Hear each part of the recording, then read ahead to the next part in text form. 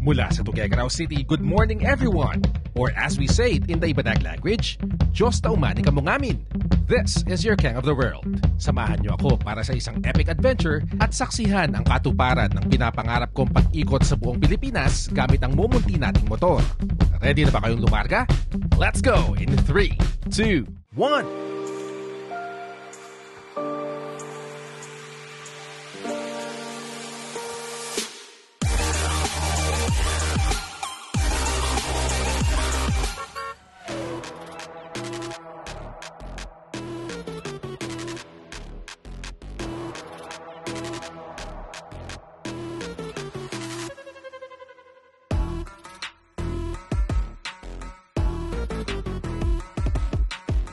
So that's it for Mayon Lodging House and ulit si Mayon.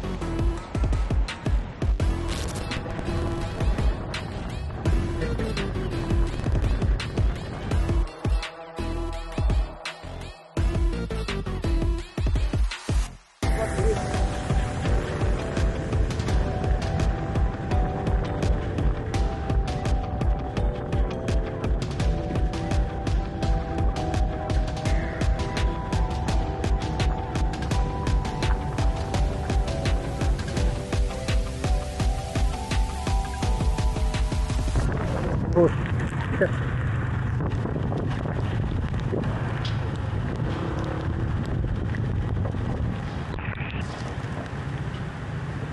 Right guys, so nandito tayo ngayon sa Matnog. Hindi pala. Sorsogon, Kapitan. Sorsogon, no? Nakakamit po natin si Sir Edwin. Kasama niyo po si wife niya.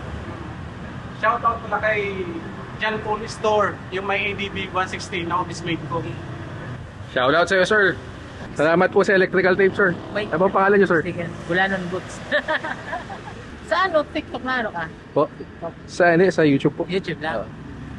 Salamat, sir. May mga na-meet po tayo dito sa 7-Eleven sa Kabitan. Ngayon, shoutout po kay Sir Edwin saka kay Sir Boots na nagbigay sa atin ng electrical tape para ma-secure natin tong audio adapter natin. Hindi na ako kakabahan masyado pag nabasa. Grabe, blessing. Pag umuulan, hindi lang umuulan ng ng tubig. Umuulan din ng blessings saka kabaitan ng mga tao sa paligid. I just hope and pray na good conditions ang dagat. Hindi masyadong affected ng monsoon ang waves ng dagat para makabiyahe tayo ng maayos at safe. On your left, Mayon Volcano.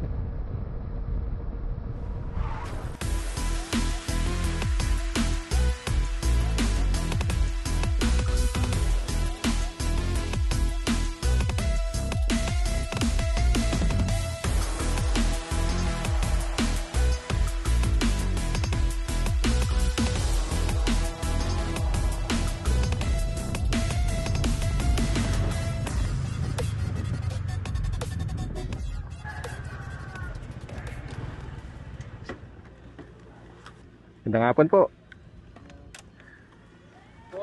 Driver license ko lang po. So yun mga ko, hindi natin papalagpasin yung pagkakataon na makapaglagay din tayo ng sticker dito. Sir, kita ko ah. Afternoon po. Wala lang.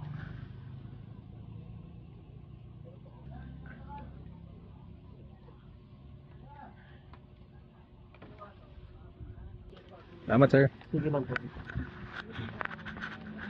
Okay.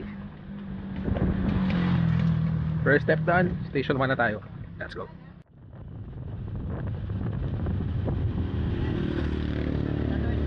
Po? Tatawid po kayo? Yes, sir. May queuing number na po kayo? Meron na po. Dali mo na po dito sa window 1. Sige po. Ako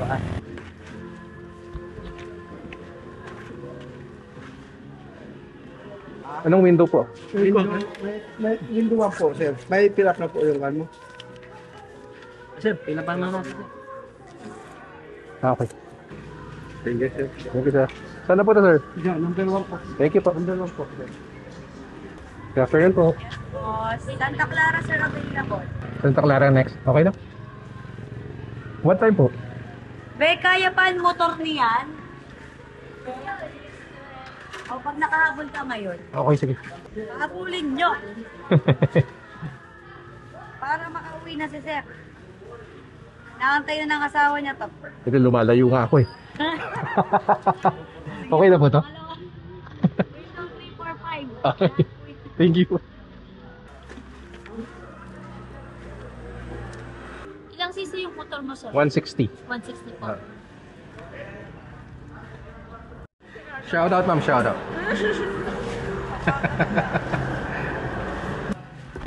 Thank you. Good afternoon po. Naka-record kasi. May camera.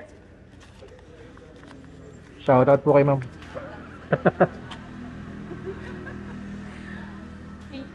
Dapat po sanay na kayo nare-record. Dami-daming vloggers na dumadaan dito. Mga vloggers eh. Pero kung ayaw nyo naman po, choice nyo yun. Carry lang. Pupunta po kayo ng Jinsan? Yes ma'am, dadaan po. Wow. Ay, kumusta na lang po kay Pacquiao? Sige po. Graduin po natin makakarating yung yung kumusta na inyo. Doon na po. Dito po sa Costco. Ay, okay na po. Thank you ma'am. Good afternoon sir.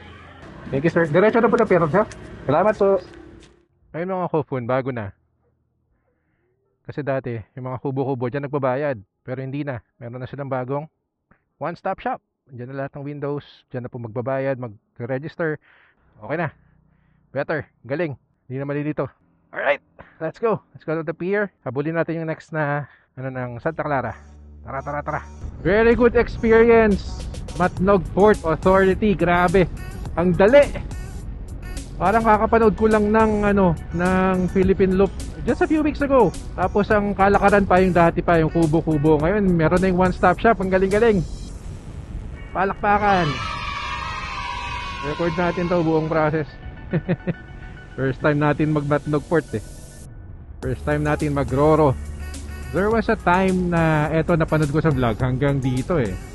Queuing yung mga trucks and all. Or siguro hindi lang ngayon, hindi lang peak season kaya wala pa masyado. Welcome to Matnog Port. You are now leaving the island of Luzon. Yay. Picture lang tayo tapos tayo sa loob.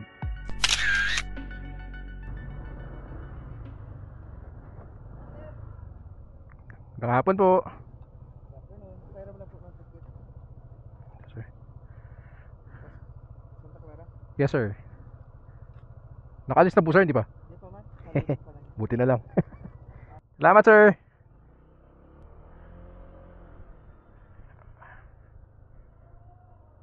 Magandang hapon po. Thank you po. I'm actually in Matnog Port.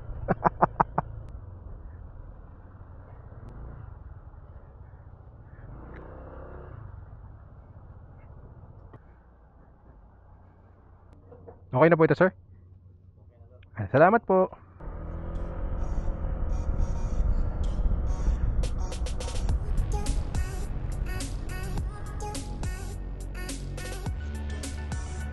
Santa Clara Shipping Corp.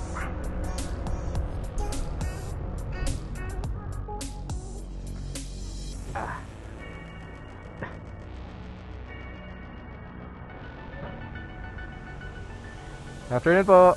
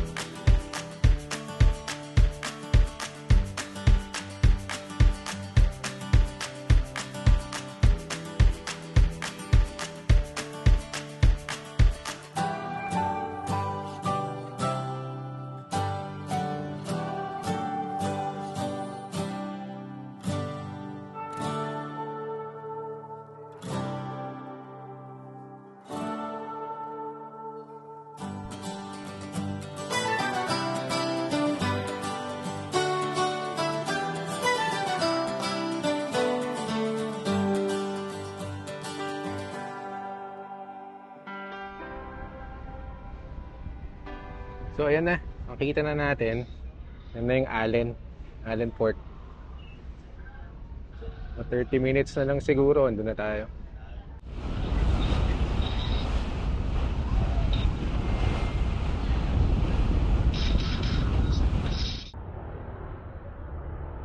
Salamat, sir!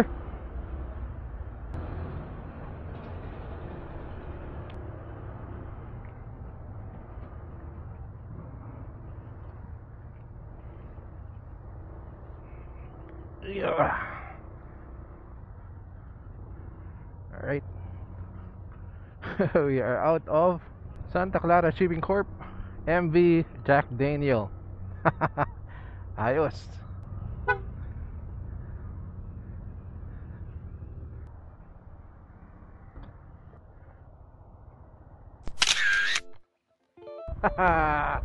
Welcome to Samar Province.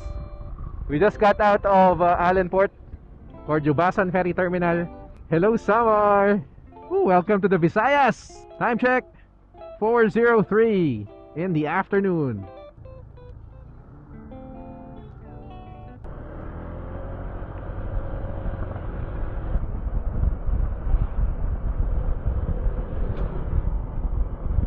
I don't like to jinx it, but so far so good, Samar. Oh, yeah. I have made a lot of mistakes. I have been too self-involved, been protective of my feelings, but somehow you made me fall. You got underneath the surface and you shattered every wall. And I know I got that feeling, there's no question anymore. And now I stand here calling at your door. Oh, now I stand here calling at your door. Yeah, I'm yours. Anywhere you want. Yeah. Welcome guys to Calbayog City. Welcome me. Another first for your King of the World. First time in Calbayog City. Calbayog City Hall. Ayos. Nice church. Saints Peter and Paul Cathedral din. The Dark Roads of Samar. Ang dilim. Hey! Tuloy pa kayo sa bayan ng magaganda, Gadara! Kita ko na rin sa wakas. Ang tanong, maganda ba ang kalsada mo, Gadara? Yay! Welcome to Catbalogan City!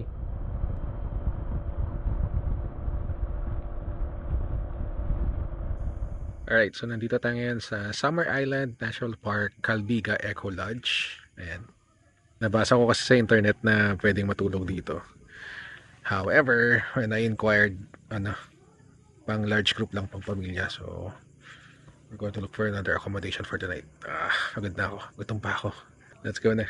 Bago ma-deplete ng gusto yung energy. Let's go, let's go.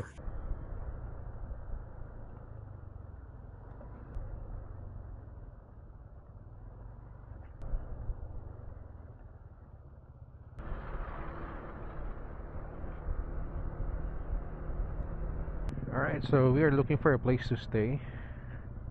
Ang suggestion sa akin ay Casa de Calbiga.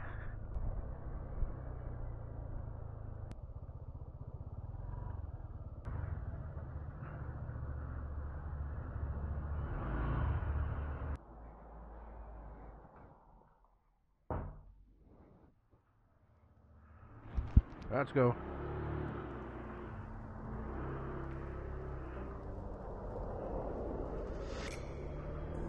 Good morning, good morning, good morning!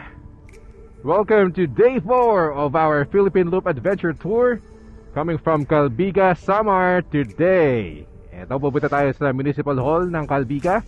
We're going to inquire if we can go to Lilangon Gubingob Cave for a day tour.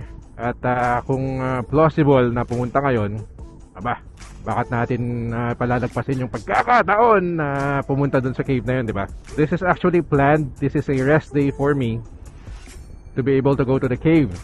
So hindi to kasama sa riding day. Kaya yung mga nagtataka sa mga post ko sa FB or yung mga post ng ibang tao sa plat, sa Philippine Loop Adventure Tour page and group chats, makikita nyo yung tour day, tapos iba pa yung riding day. O yun. So yung tour day, yung total number of days na nasa kalsada or nasa trip yung mga participants. Yung riding day, kung ayun lang yung mga days na yun, nag-ride, bumiyahe using the motorcycle to the next destination or to the next checkpoint. Yun. Kakahanap ko ng hotel dito sa Calbiga kagabi. 2-3 beses yata akong pabalik-balik dito at saka dun sa poblasyon. In terms of hotel options kasi, dito sa Calbiga, 2 lang daw po yung meron. Yung pinagstayan ko, yun yung Calbiga or Casa de Calbiga. It's a small room but you have your own garage. So parang drive-in na na hotel, motel type. Yung isa naman, Lola Rosa Hotel, dun sa may poblasyon, sa may bayan. Very limited kasi yung parking space according to the reviews na nabasa ko. But the place is good. Kaso kagabi, medyo pagod na tayo pagdating natin dito. I think it was 9:30-ish kung tayo nandito sa Calbiga. Pagod na ako. Naulanan kasi tayo ng marami kagabi. Kaya yun, I opted to stay with Casa de Calbiga kasi yun nga, pagpasok mo, garahe na agad. I don't have to bring all my things inside anymore. Di kagaya ng mga hotel tulad itong Lola Rosa. Kailangan ko pang dalhin yung top box ko sa loob ng room. Tapos kailangan kong i-empty yung mga laman ng mga side boxes ko. Siyempre sa mga ganitong trip, eto lang talaga yung dala natin, eto lang yung gamit natin at mahirap na rin na magpakampante. Although hindi naman sa walang tiwala, pero peace of mind lang talaga natin as a rider. Yung kasama natin yung gamit natin and it's in a secured location. O, diba? Approaching Calbiga Bridge. Eto.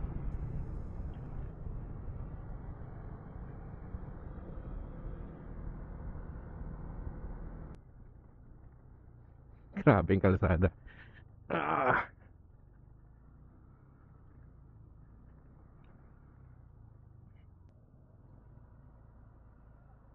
Municipality of Calbiga.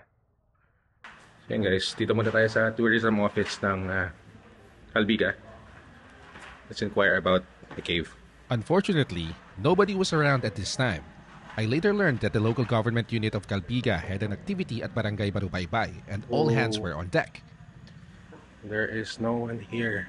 It turned out to be a blessing in disguise though, as I was called to the office of Sir Dexter Latorre, the municipal administrator of Calbiga, and he personally contacted the local tourism officer to help me out. I also learned about the other tourism sites in Calbiga, including Lulugayan Falls, which is apparently the widest falls in the Philippines. So yun guys, kasama po natin ngayon si Ma'am Marife, staff po dito sa tourism office ng Calbiga. Wala pong pasok si Ma'am, pero pumasok siya para sa akin. Thank you so much. Yun lang po, sir. Kasama na rin po natin si Ma'am Leia. Hi, hello. Good morning po. Sir, good morning. Hi, Kuya. Your tour guide for the day, Mr. Alvin Rapalis.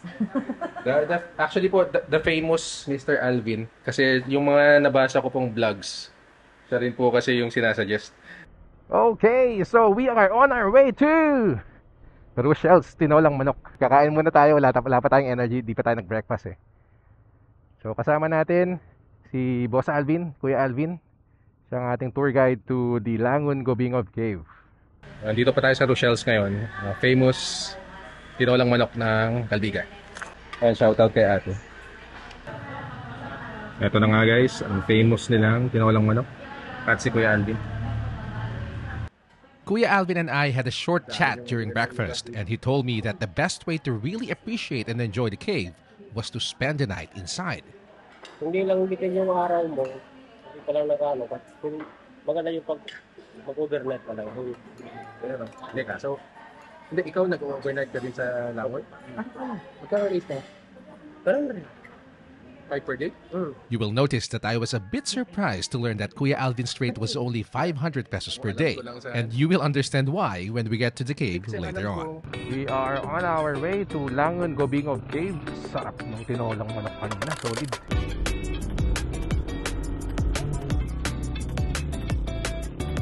Taas.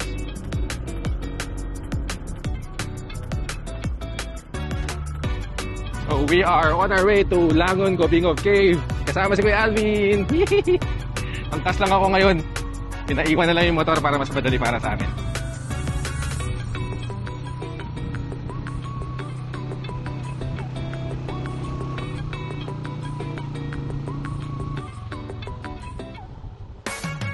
Hey!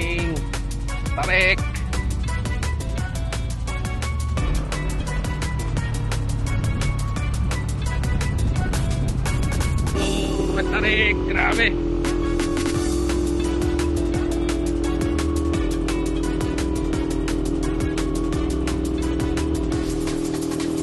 Oh, dito na. End of the road, guys. Dito na tayo sa dulo ng kalsada ng papunta ng Langon Gubingov. So, sir, gaano ulit katagal? Mga 20 minutes? After dito sa end, pupunta doon sa Viewdeck, mga 10 minutes lang. 10 minutes? Opo. Okay. Tapos pagpunta natin sa Viewdeck to entrance, mga 15. Okay. Bale, Banayad lang na lakad yun, hindi yun walwagan. opo, hindi po. Ano ba, kasama natin yung kapatid ni Sir Alvin? Ano pangalan mo, sir? Margin po. Marjon. Shout out kay Sir Marjon. Let's go, guys. Huwag niyo po akong tatawanan sa helmet ko. Maliit para sa akin yung helmet eh. Ang cute naman eh. Sobrang ganda ng Samar. Yung kalsada lang yung hindi. Wala akong sinasabi. Sa'yo galing yan. Ito lang maganda dito. Very accommodating po yung mga guides natin. Yan. Nagsama pa ng kapatid. Tourism major pa. Holy crap, ang laki. Dang. We are now at the Viewdeck of Langon Gubingov Cave. At grabe. Bungad pa lang guys, ang laki na.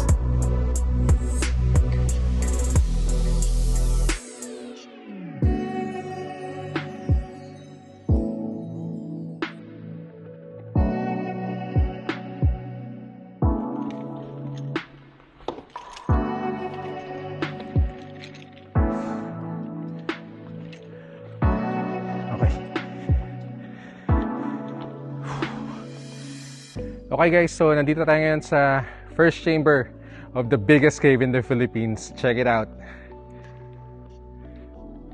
Dang! Ang laki! It's probably 100 meters high.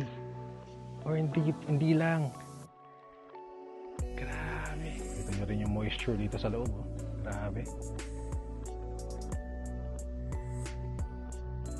Make sure to prepare a good pair of shoes or sandals.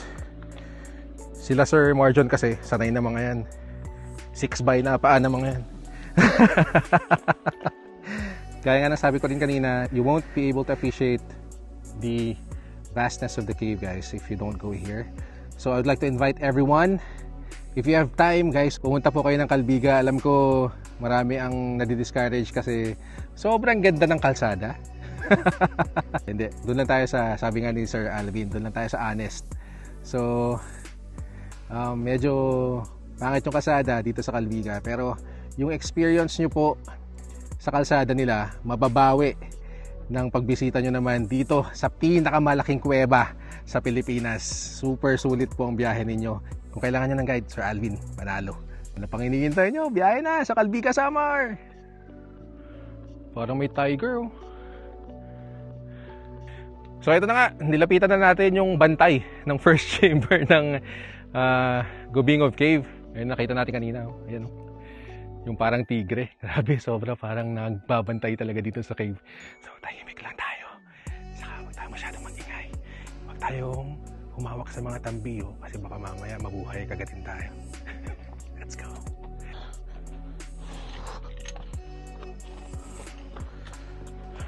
A couple of things that I like about my cave guides are their initiative and their knowledge of the good camera angles for a nice shot of the cave.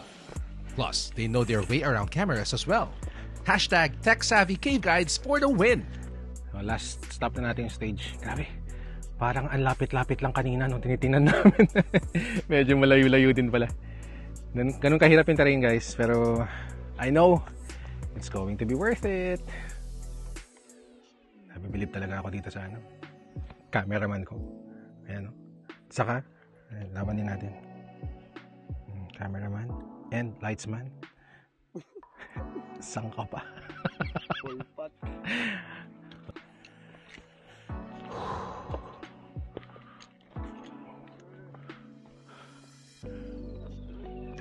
So parang madumi. Mamulan. Ay, nice! Isa pang tip, guys. Trust your guides because they've been here for tens, even hundreds sometimes. Magtiwala kayo sa mga guides nyo, ha? Kayong pasaway. Ayun, guys, this is what you call a rhinestone dam.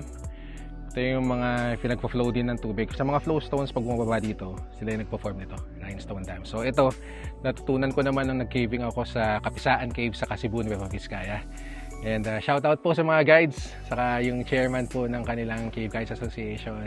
Hello po sa inyo.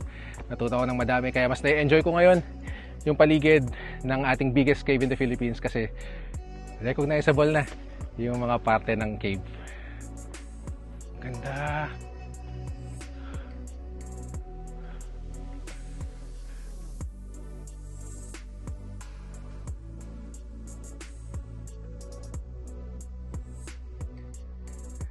So yun, guys, tapos na tayo dito sa stage. Time to go back. Pag kaya nyo, dumiretso pa kayo, pero pag hindi, wag nang pilitin. You make sure that you're in good shape before kayo dumire-diretso kasi it's not the biggest cave for nothing.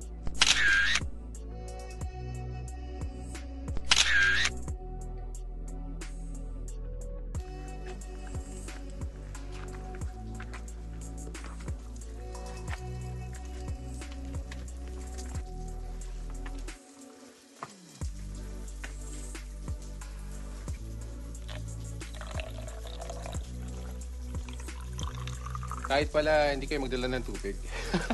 Basta meron kayong water bottle na pwede nyong paglagyan ng tubig. Ayan. Ito yung kanilang source of water dito sa loob. Ito. Ayan. Salamat sa pailaw, Sir Marjo.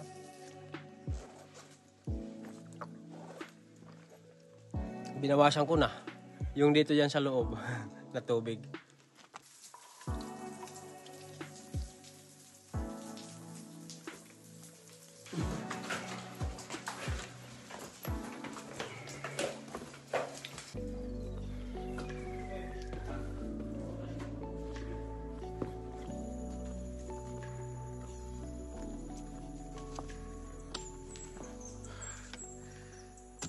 Alright, guys, we survived Gubingog Cave.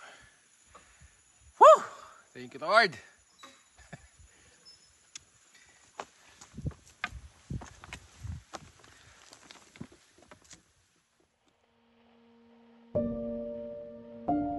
Mahirap man ang daan sa probinsya ng Samar at bayan ng Calbiga.